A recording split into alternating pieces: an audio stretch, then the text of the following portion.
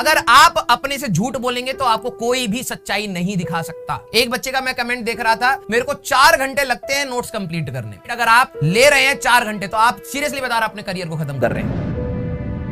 हो ही नहीं सकता। लाइव क्लास में आपका, मैं मानता हूं आप सारी चीजें नहीं लिख सकते, 1 घंटे का तो लिखेंगे, आधे घंटे का जो बचा हुआ है वो बाद में लिख लीजिएगा। क्लास के साथ फ्लो करके कम से कम आपका ये तो रहेगा ना कि पढ़ लिया मैंने, बस उसको नोट डाउन कर लीजिए। क्वेश्चन नहीं लिखने हैं। ध्यान से सुनिए मेरी बात, डीपीपी का बैकलॉग नहीं है, मॉड्यूल का बैकलॉग नहीं है, ये आप मेंटल प्रेशर ले रहे हैं, वो आपकी प्रैक्टिस है। आप ये बोलिए कि सर मेरे पास ऑप्शन थे 10 क्वेश्चन करने के लिए, मैंने प्रैक्टिस नहीं करी। थ्योरी का बैकलॉग हो सकता है आपने पढ़ा ही नहीं टॉपिक, उसके बाद भाई डीपीपी आपने सॉल्व कर लिया, एचसीवी सॉल्व कर लिया, आपकी प्रैक्टिस हो रही है बस। अब उसका कोई प्रैक्टिस का कोई लिमिट नहीं होता ना, वो तो आपको आखिरी तक करनी है। आपके अगर 7, 8, 10 क्वेश्चन छूट भी रहे हैं, मेंटल लोड नहीं लेना, लेकिन यस आपको अंदर रिस्पॉन्सिबल लोड होना चाहिए कि ये मेरे को करने। मेंटली परेशान होकर अपने लेक्चर्स छोड़ देना, पहले मैं डीपीपी करूंगा फिर लेक्चर करूंगा, ये बेवकूफी है। थोड़ा सा सेंसिबल सोचिए बेटा, आपके पास सिर्फ और सिर्फ 8-9 महीने बचे, सिर्फ 8-9 महीने। आप यहाँ गलती नहीं कर सकते, आपको टाइम नहीं मिलेगा बाउंस बैक करने का। बिलीव मी, कुछ बच्चे जो 11वीं और 12वीं के बीच में अभी भी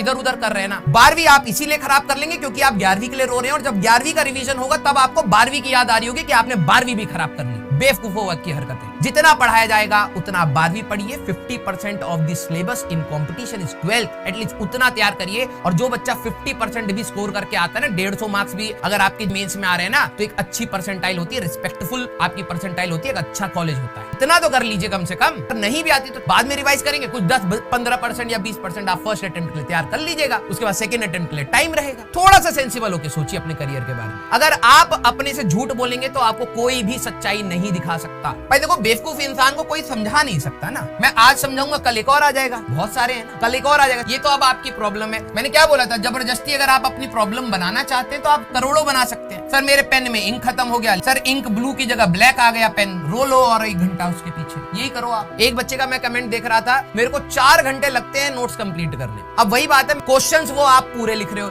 जब क्वेश्चन कराए जा रहे हैं, ईयर लिख लो ना, कौन से ईयर का है, लेक्चर नंबर लिख लो ना, खोल लेना पीडीएफ बाद में, मेन पॉइंट्स लिखो यार। उतने में टाइम हो ही नहीं सकता कि आपको 1.5 घंटे का लेक्चर 4 घंटे में लिखना पड़ रहा है। 12 स्लाइड कोई पढ़ा के जाता है, कोई 15 पढ़ा के जाता है। 15 स्लाइड अगर आप ले रहे हैं 4 घंटे, तो आप सीरियसली बता रहे हैं अपने करियर को खत्म कर रहे हैं। मेरे साथ मेरी क्लास में 2009 का आईआईटी का टॉपर था नितिन जैन, उसको भी नहीं पता था उसकी AIR बनाने।